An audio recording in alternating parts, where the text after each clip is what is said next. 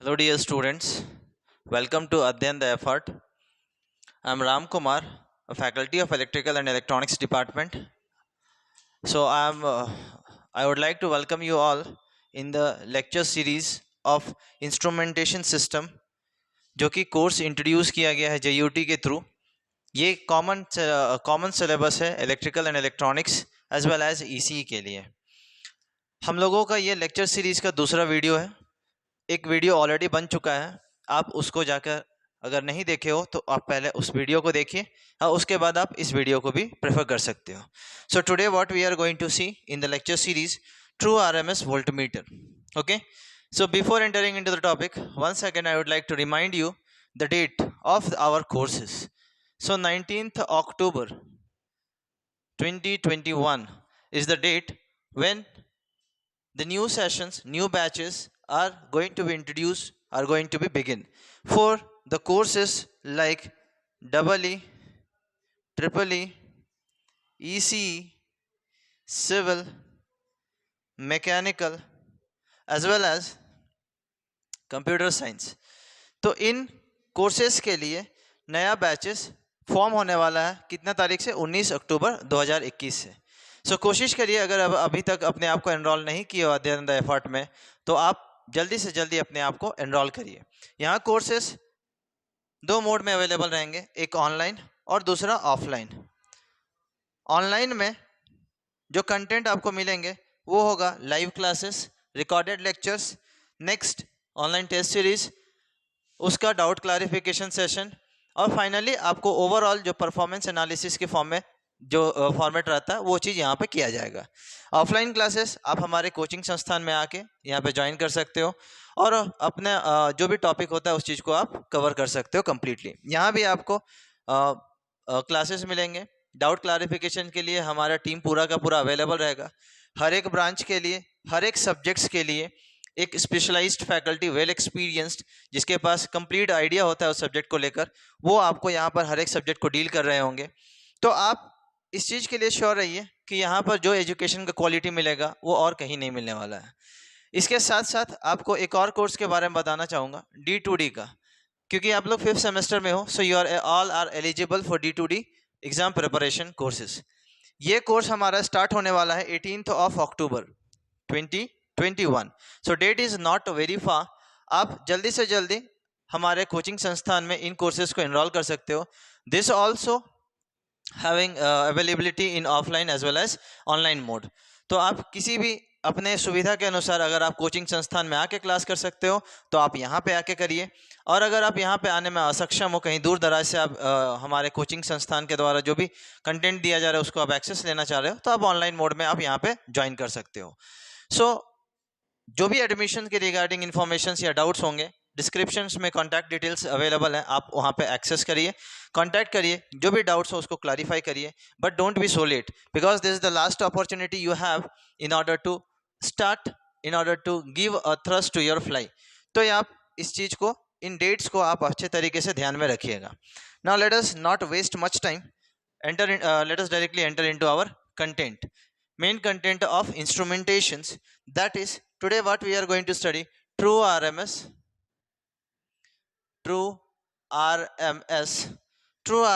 voltmeter.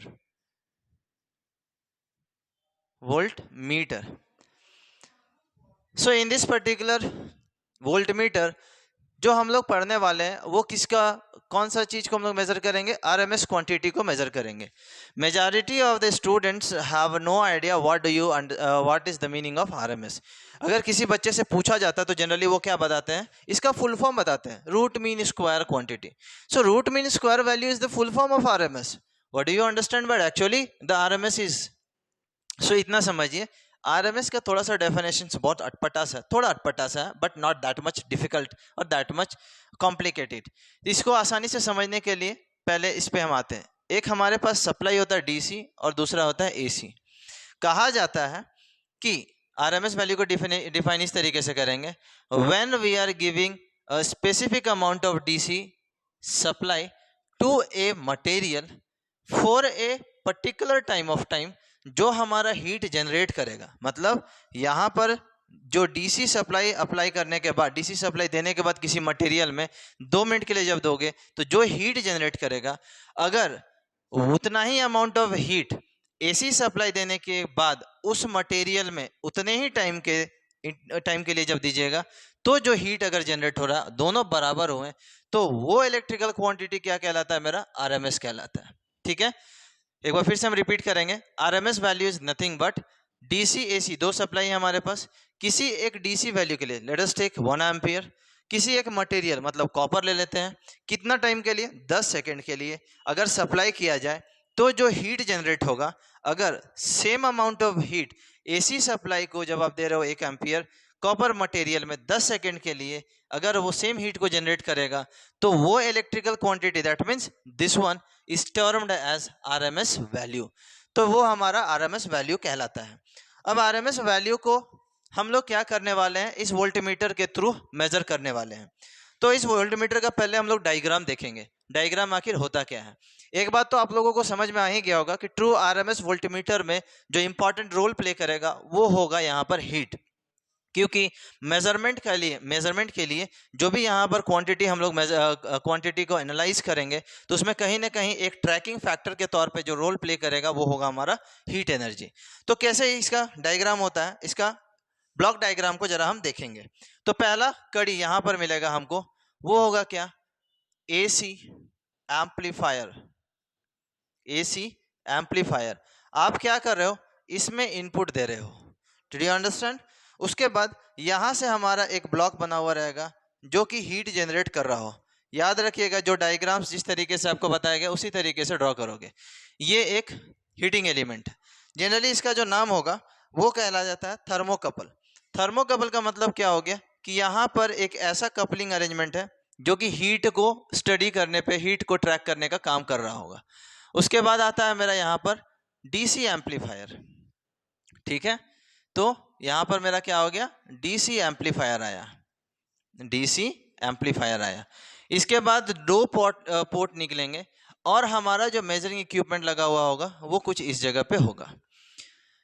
एक thermocouple अगर हम केवल लगा के मेजरमेंट करेंगे तो वो अनबैलेंस्ड सिचुएशंस को रेज करता है। तो क्योंकि हमारा मेजरमेंट होना चाहिए तो वो बैलेंस्ड फॉर्म में होना चाहिए। बैलेंस्ड फॉर्म में होने के लिए the necessary condition is this unbalancing condition must be rectified. तो वो कैसे रेक्टिफाई होगा, तो देखो ये अनबैलेंस्ड अगर मेजरिंग कपल है, थर्मोकपल है, तो हम क्या करेंगे, एक ऐसा थर्मोकपल इसी के साथ लगाएंगे जो कि इस अनबैलेंसिंग सिचुएशंस को बैलेंस करने में हेल्प करे। ठीक है, तो इस तरीके का एक अरेंजमेंट हम लोग और यहाँ पे लगाएंगे। तो इसको सप्लाई कहाँ से मिलेगा, तो इसको सप्लाई हम देंगे कहाँ से, इस जगह से देंगे, आउटपुट ऑफ डीसी एम्पलीफायर के through. Hopefully you are able to understand. तो इस तरीके से आपका डायग्राम कंप्लीट होता है।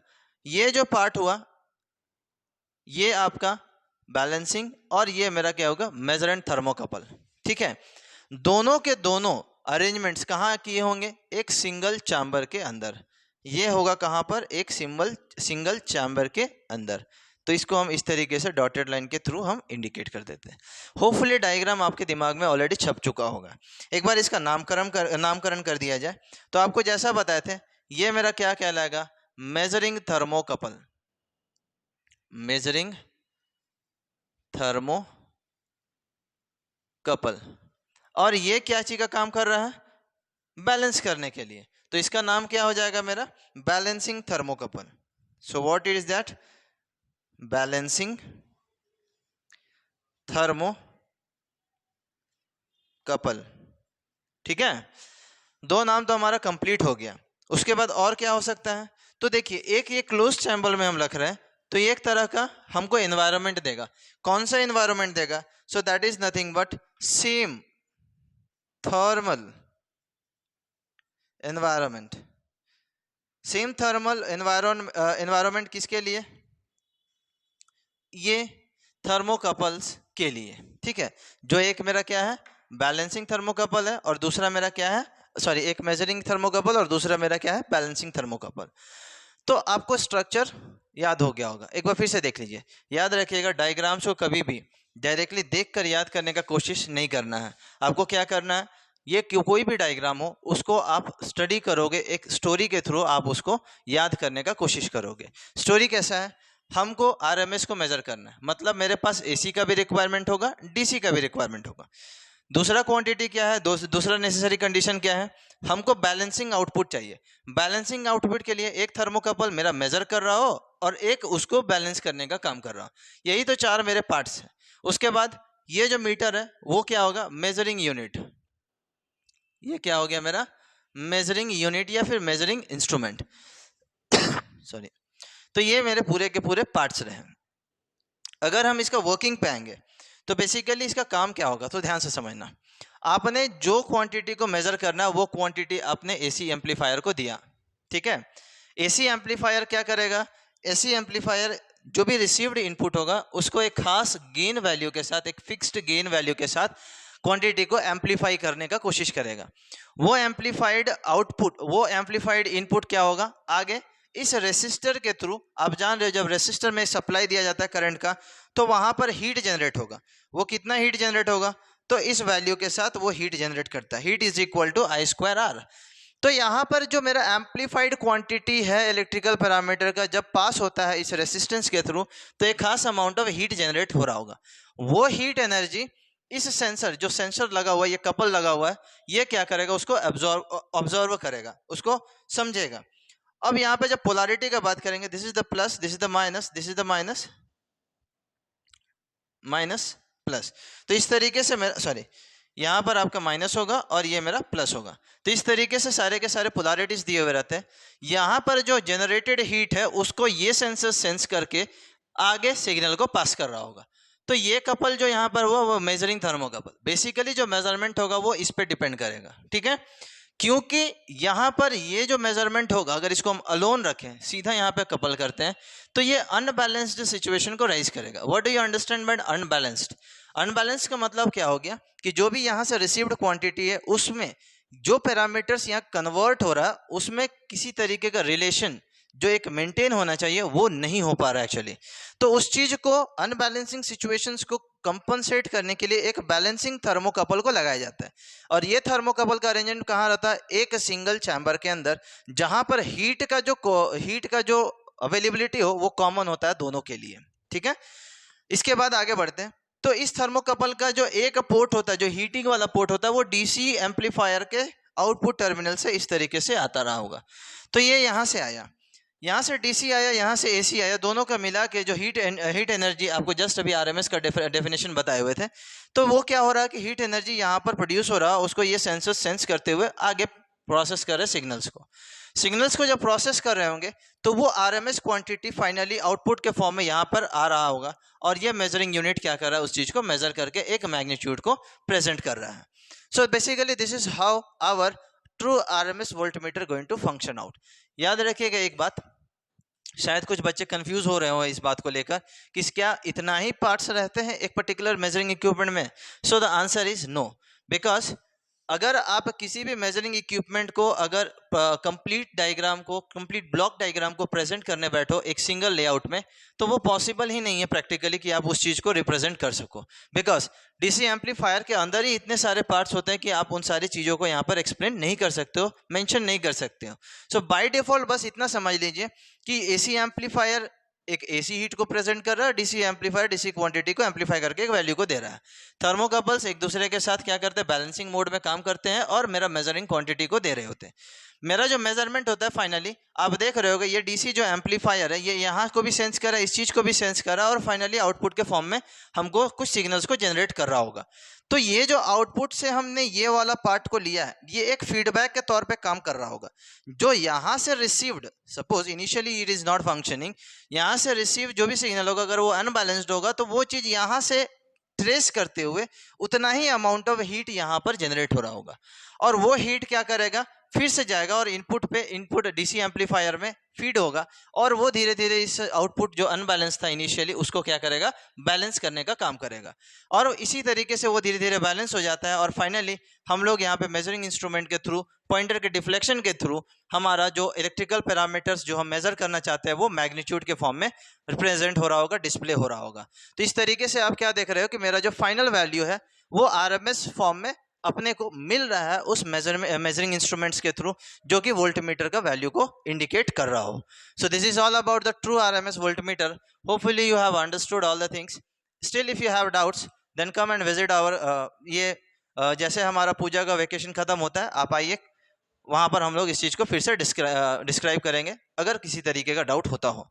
And if you like the videos, if you like the content what ever described bye me, you do share this particular video with your friends. You subscribe the channel so that इस lecture series का जो भी आगे के videos हो वो आए तो आपको वहाँ पर नोटिफिकेशन के थ्रू पता चलते रहे. तो इस चीज़ पे भी आप काम करना. और before ending the lectures one second I would like to remind you the date 19th October. 19th October जो हमारा कमेंस्ड डेट है किस चीज़ के लिए, हमारा न्यू सेशन के लिए. So 19th October new session for all electrical, mechanical, civil, CS branches, जिसका नया बैच शुरू होने वाला है 19 अक्टूबर से, ऑनलाइन और ऑफलाइन दोनों मोड में. सो आप अपने कंफर्ट के हिसाब से हम इन कोर्सेज को अडॉप्ट कर सकते हो, ऑप्ट कर सकते हो. कोई भी क्वेरी हो तो आप आराम से जो डिस्क्रिप्शन में कॉन्टैक्ट डिटेल्स दिए हुए हैं उस पर आप कॉन्टैक्ट करिए, अपने डाउट्स को क्लैरिफाई करिए. But don't be so late, try to join us before 19th October for normal diploma courses. And along with that we have the another course D2D, diploma to degree entrance examination course. तो ये आपका introduce किया जा रहा है 18th अक्टूबर से. जो हमारा 18 अक्टूबर 2021 है उस समय हमारा D2D के लिए एक नया बैच शुरू होगा. आप इसमें इनरोल करिए ताकि एक आप अच्छा स्कोर भी कर सको. उस स्कोर के साथ आपका बेटर कॉलेज में एडमिशन होगा और वहाँ से आप अपने फ्यूचर को अच्छे तरीके से ब्राइट और ज़्यादा ब्राइट कर सकोगे. तो आप इस पर भी ध्यान दीजिएगा. D2D कोर्सेज का एनरोलमेंट डेट 18 अक्टूबर है. So don't be so late, try to join it. ये D2D का भी प्रिपरेशन कोर्स दोनों मोड में अवेलेबल है, offline as well as online. So आप अपने कंफर्ट के हिसाब से कोई भी कोर्स को ऑप्ट कर सकते हो. So this is the end of the lectures. Have a nice day.